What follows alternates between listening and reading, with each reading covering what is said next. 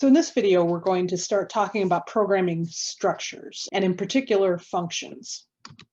Functions are building blocks of code. They're basically a collection of instructions that perform specific tasks. Some functions perform just one thing, like we talked about with some of those really early examples of programming, but others can perform several tasks. As a coder, you want to think about which tasks are repeated. So if you find yourself writing the same little block of code over and over, you really should just move that out into a function and then just call the function repeatedly rather than repeating the code discretely.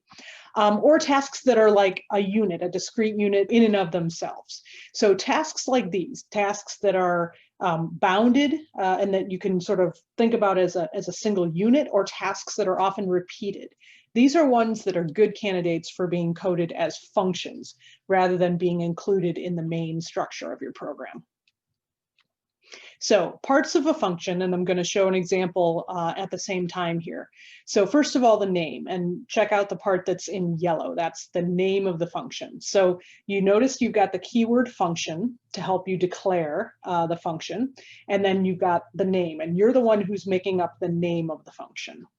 Then you have the parameters, and parameters go in parentheses right after the name of the function as shown here. In this case, there's just one parameter, but there could easily be multiple parameters that are passed, and that's the right terminology, passed into a function. Then the algorithm, that's the specific task that is being performed, and you've heard about algorithms all the time lately. This is an example of a simple algorithm that's performing the conversion from Fahrenheit to Celsius, and it's creating a couple of variables to help do that, as you can see.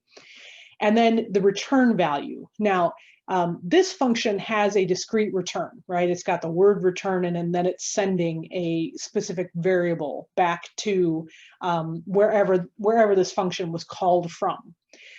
You don't have to have an explicit return. You can also have a case where a function just does something. So maybe there's some sort of visible thing that turns up on the page, or an alert, or something else happens as a result of the function. So the user doesn't necessarily get a discrete return or see the function functioning, but it does a thing. So in this case, I have an explicit return. You can also have implicit returns where the function just does the thing it's supposed to do and the rest of the code is executed.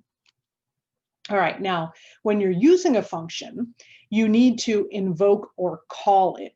Now, you can call functions from within other parts of code, or you can have user interventions or events that call the function. So in any case, you can have an event, and again, whether that's internal in the code, so a call that's within another piece of code that's functioning, or something like this. So notice, you probably recognize there are some of those angle brackets that tell you this is some HTML code.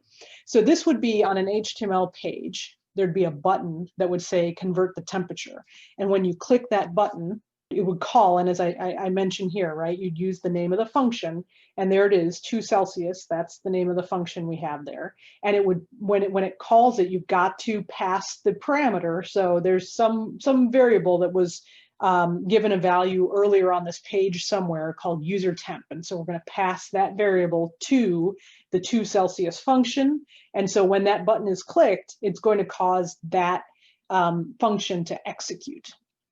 And again, remember to pass the parameters as needed.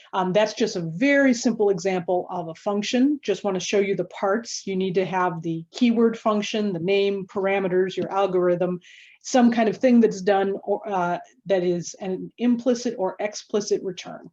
And then you've got your key elements for a function. When you put together a lot of functions, you can have some pretty complex and interesting functionality in your programs.